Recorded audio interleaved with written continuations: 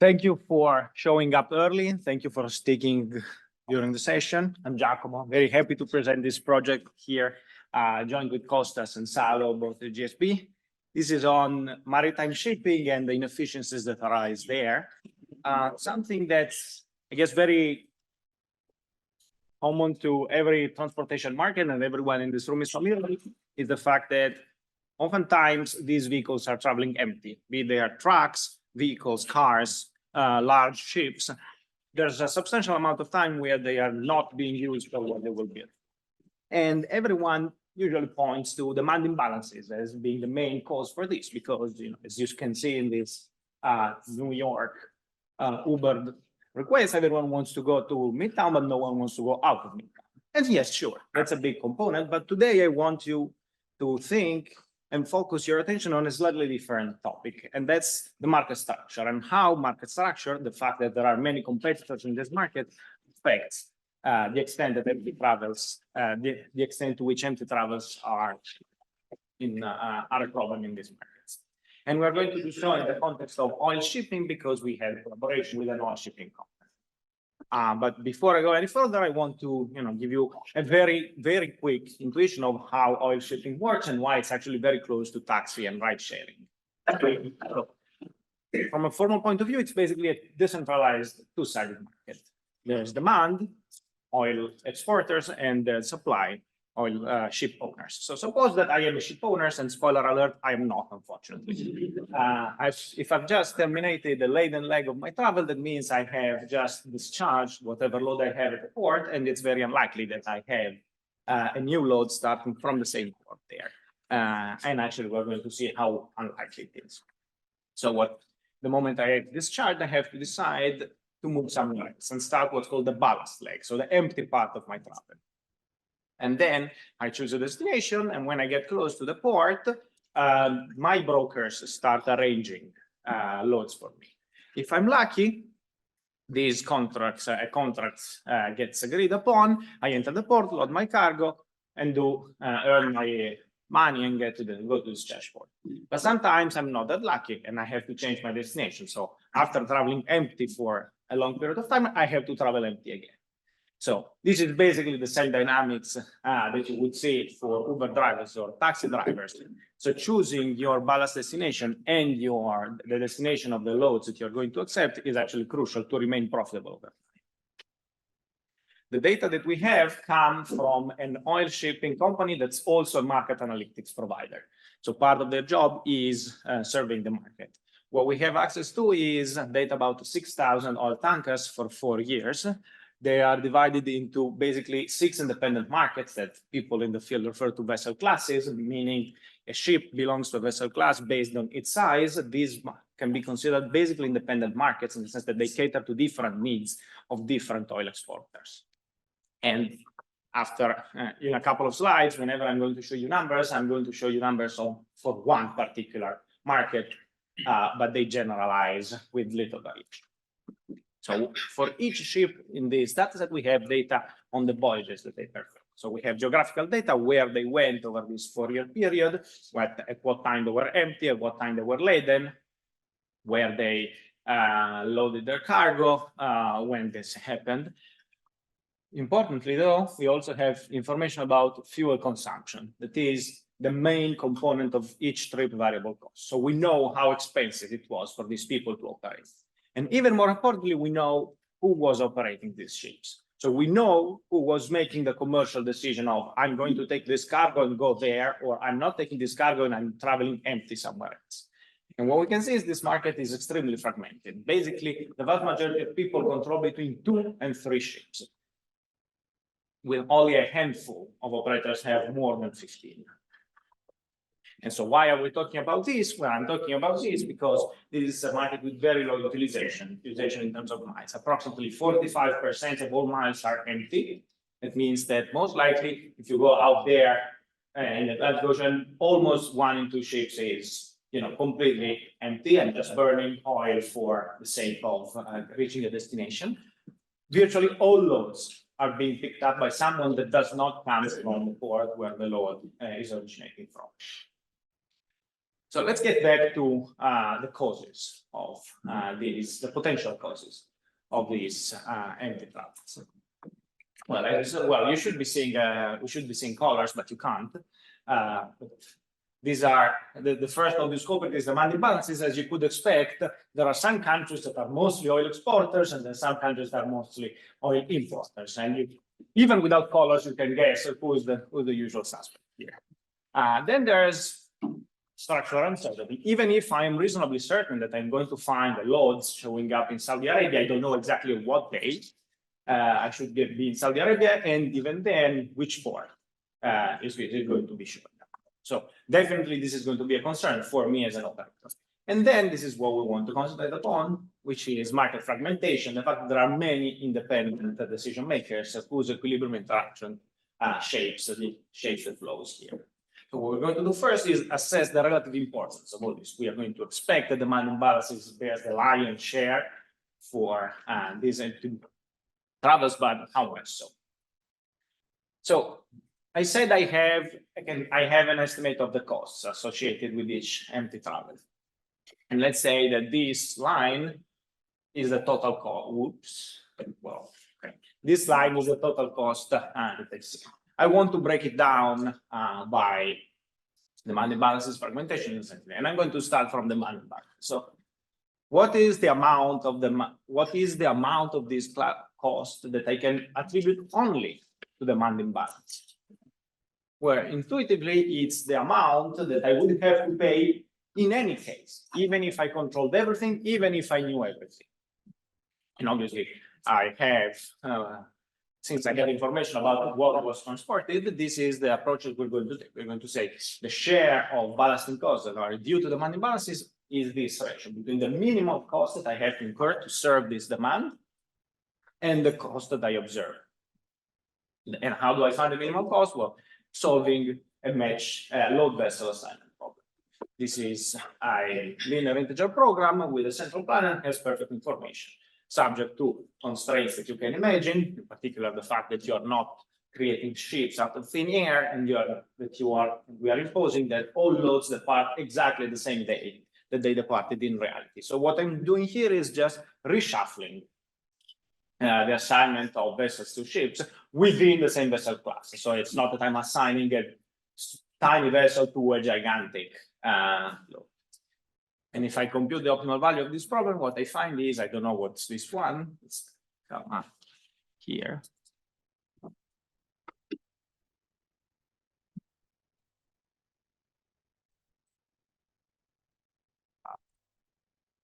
Right? No? Okay. What we find is that basically 72% of the costs come from this demand, which is, as we expected, the largest amount, but there's a substantial 30% that's unaccounted for. And how I'm going to split it between fragmentation and uncertainty is what we're going to see in the next few slides. So what we did before was taking every load, this is not working, every load that you have on the left and matching it to any available ship on the right. But I actually know who was among these ships that transported. So what I'm going to do now is take one step further. Instead of having a central plan, I'm going to have many independent planners, one for each commercial operator, still endowed with perfect information. So the only thing that I'm changing here is I'm moving from centralized planning to decentralized planning. And I'm solving a load vessel assignment problem within each of the fleets that I observed in reality. This I'm going, so that I'm going to get a minimum ballasting cost with perfect information, but with fragmentation. And I can compare this cost with the centralized cost from before. And the difference between these two is going to give me how much fragmentation was costly. What I find is approximately 16%. And then, okay, well, maybe the value for uncertainty is just a complement to one of this. But I know that this is not a, there are interactions between fragmentation and uncertainty. because I don't know who is going to win which contract. So I need to check that this number 11% makes any sense at all.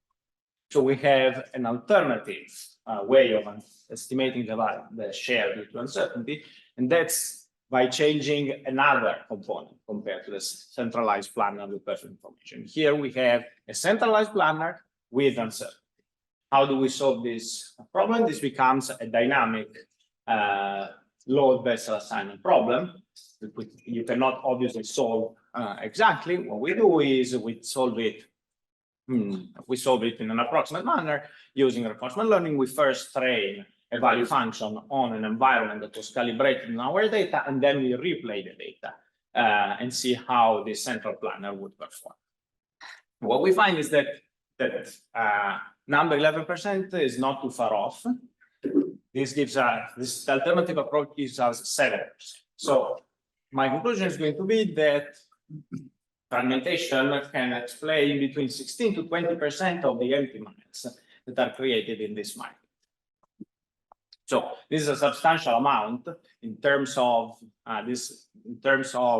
say global emissions due to this sector. It's basically between 2 and 3% of the whole emissions of the oil shipping sector. That's only due to the fact that the market is not good. So provided we know now that fragmentation is a problem, we would like to understand how we can address this problem. And this means understanding how this market structure influences the choices of the operators and how they are going to react to different, to having different sizes and controlling more or less ships.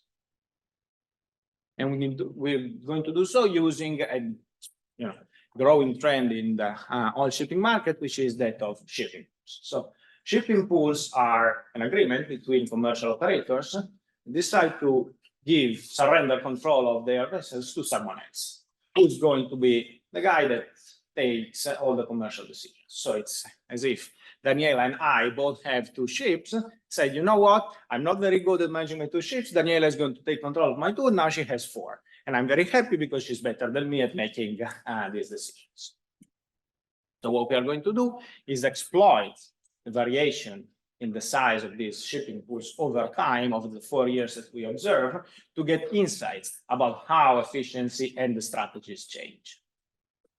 And to give you a short, necessarily short overview of what we find, well, first we find that luckily empirics confirm our intuition. When you control a larger pool of vessels, you are better at keeping them busy. Why is that so? There is a substantial difference in the way that larger pools manage their vessel compared to smaller pools. And what we look at is these 2 numbers. The number of trips that each single vessel completes on a given route in a quarter, and the number of ports visited by a vessel in a quarter. And we look at how these differ as we change, as the pool size changes. And what we see is that in general, ships that belong to smaller fleets are more likely to travel on the same route all over again in the same quarter. And vessels that belong to smaller fleets are more likely to stick into a small subset of ports. So what you're basically seeing here is that size impacts the complexity of the network of locations that you are going to serve. The larger you are, the more widely you use your vessels. And by using your vessels more widely, you are able to achieve a higher utilization because you are reaping opportunities that if you were smaller, you wouldn't be able to get to. So we would want each shipping pool to be a bit larger. But how larger do we need these shipping pools to be? How large do we need these shipping pools to be? Do we need to go to have a fully centralized operator or a duopoly? Well, fortunately, this is a graph that tells you how more efficient operators of differing sizes are compared to one that only has between 1 and 2 ships. And as you can see, there are decreasing marginal returns to size. At some point, the amount of benefit that you can get from increasing your pool size plateaus. This suggests that there is at least a hope for getting most of the benefits of centralization with a tiny bit of consolidation. And this is indeed what we find in simulations, where we basically split the market into pool sizes of different size, shipping pools of different size, and we see that pools which represent about 5% of the market each. So 20 for example, 20 competitors each with 25 ships gets us to between 60 and 80% of the benefit that we would get by having one monopolist that controls all 400 of the ships in this market. This is contrasted with the current state where, for example, we have 237 operators. So there is it's a substantial amount of consolidation, but very far from what would be considered a worrisome threshold by any antitrust agency in the world. So little consolidation is enough, it goes a long way to actually make this market substantially more efficient and diminish the burden that's associated, both economic and environmental. So if there's three things that I would like you to remember from today is that, sure, demand imbalances are an important component of every system, but there's nothing we can do about demand imbalances, at least in this case. But there's lots we can do about market fragmentation. Market fragmentation is the second most important source of anti-travel in this setting. Even partial consolidation can get us a long way and make us substantially better off than we have been before. And why is it so? Because larger shipping pools are better at optimizing their operations. Now, I'm going to close it here. Thank you very much for listening. Happy to take your questions now or after.